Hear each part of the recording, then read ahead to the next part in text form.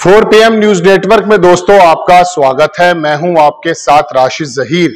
योगी आदित्यनाथ और केंद्र यानी कि अमित शाह और मोदी के बीच में जो रस्साकशी थी, आपने सब लोगों ने बहुत बखूबी उसको देखा है। लेकिन एक योगी आदित्यनाथ महाराष्ट्र में भी तैयार करने की कोशिश की जा रही है। योगी आदित्यनाथ के अलावा जितने भी चीफ मिनिस्टर थे, मौजूदा या पूर्व, सभी लोग भारतीय जनता पार्टी के आला कमान के शीर्ष के सामने शीश नवा गए थे।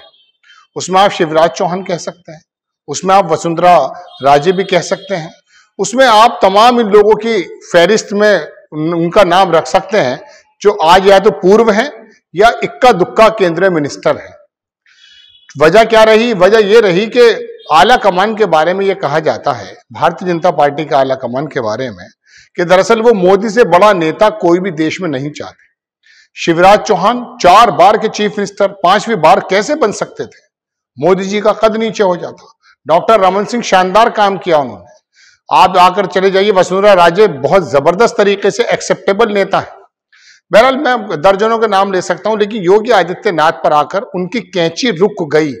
वजह आरएसएस का फुल सपोर्ट योगी आदित्यनाथ के बैक पर माना जाता है। यह बात अलग है कि योगी आदित्यनाथ आरएसएस के बैकग्राउंड से नहीं आते, उनका अपना हिंदू वाहिनी करके एक पार्टी थी।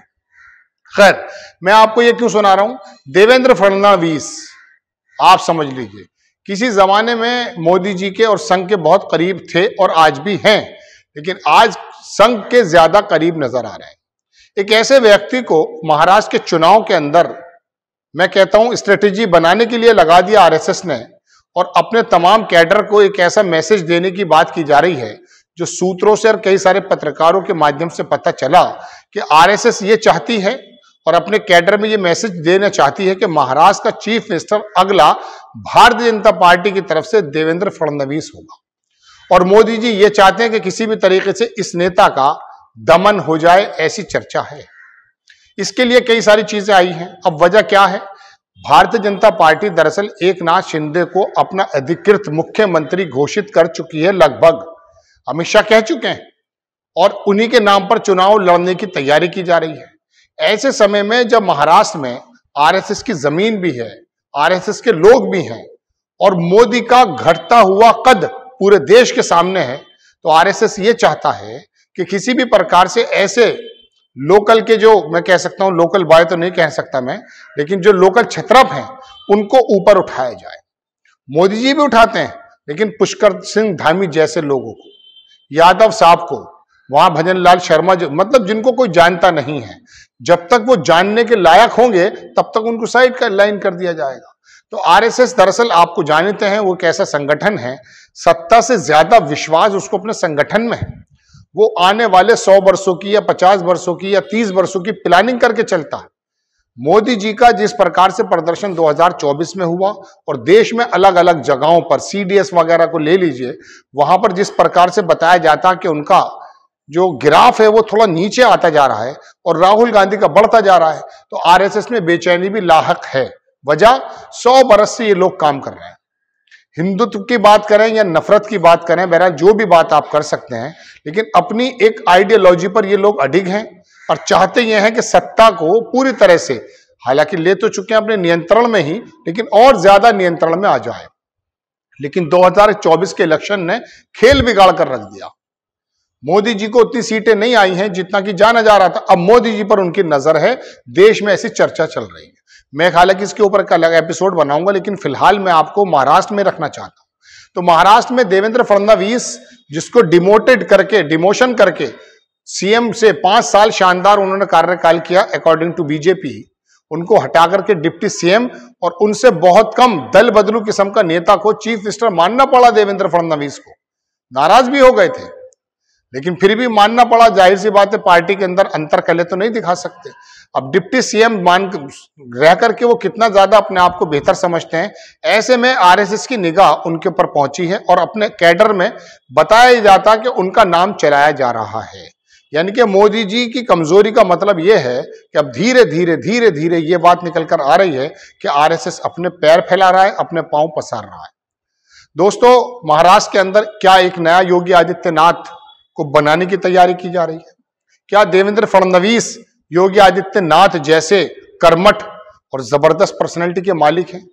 नागपुर से आते हैं, ब्राह्मण चेहरा है, आरएसएस के करीब हैं, ये 3 क्वालिटी तो उनके अंदर हैं, लेकिन बाकी वो आला कमान के सामने इस प्रकार से पैर जमा देंगे जैसे योगी आदित्यनाथ, ये तो गर्भ के भविष्य के गर्भ में छुपा है। लेकिन फिर भी आरएसएस की तैयारी यह है कि महाराष्ट्र के अंदर देवेंद्र फडणवीस नाम का एक छत्रप खड़ा कर दिया जाए जो भविष्य में शायद एक बड़ा नेता बन जाए, और मोदी जी का कम से कम काउंटर लाना है। और यही वजह है कि भारतीय जनता पार्टी का अभी तक अध्यक्ष भी नहीं चुना जा रहा है।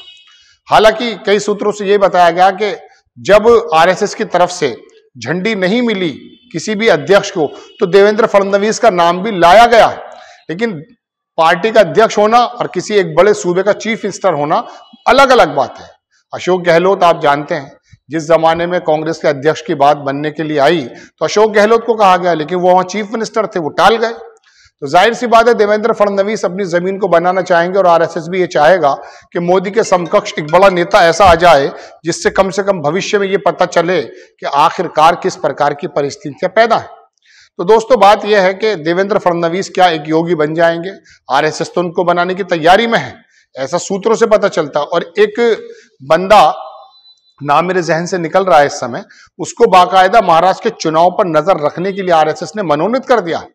जिस तरह से आपको मालूम है कि राम माधव का कश्मीर भेज दिया है और जनाबे वाला हरियाणा के अंदर भी एक नेता लगाया, इसी तरह से महाराष्ट्र के अंदर भी एक नेता जो बीजेपी को खुलायन नहीं देगा। खुलायन न देने से मतलब यह है कि वो अपने कैडर में इस बात को चलाया जा रहा है, ऐसा लोगों का कहना है। कई सारे बड़े पत्रकारों की बात मैंने सुनी, सूत्रों से पता चला तो वाकई आरएसएस जो है इस समय देवेंद्र फडणवीस पर अपना दांव लगाना चाहती है। तो दोस्तों बात यह है कि महाराष्ट्र में भी क्या है कि योगी आदित्यनाथ पैदा हो जाएंगे। मोदी जी के लिए बड़ी कठिन परिस्थितियां हैं। जरा सी पोजीशन क्या बदली, देखा आपने, एक इतना पुख्ता, इतना मजबूत सिंहासन डोलने लगा। ये होती है सत्ता, ये होती है राजनीति। मोदी जी जो अपने आप को 2047 और लंबे समय तक अजर अमर बताते हुए बताने की कोशिश करते थे, आज हो यह रहा है कि आरएसएस और भारतीय जनता पार्टी के अंदर के नेता भी मोदी जी को स्वीकार करने के लिए तैयार नहीं है।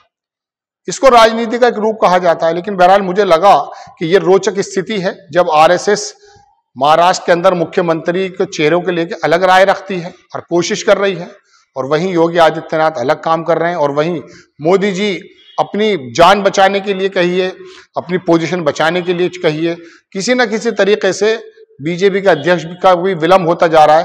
तो ये स्थितियां हैं राजनीति की। आपको खबर कैसी लगी अपनी राय कमेंट्स बॉक्स में जरूर दीजिएगा। चैनल को सब्सक्राइब कीजिएगा, शेयर कीजिएगा।